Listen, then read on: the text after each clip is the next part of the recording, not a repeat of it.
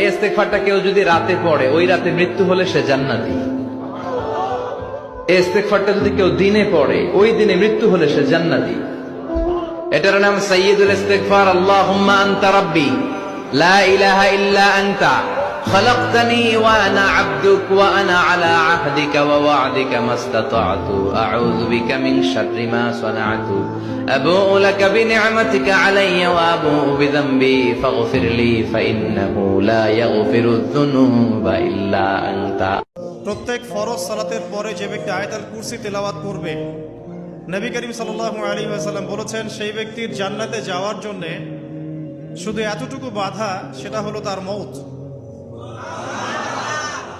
তার মৃত্যু হয়ে গেলেই ইনশাআল্লাহ সে জান্নাতে চলে যাবে। ইসলাম আমাদেরকে এটাই শিখিয়েছে, কাজ করে খেতে হবে। কাজে লজ্জা নেই, লজ্জা হচ্ছে অলসতায়। শ্রমে লজ্জা নেই,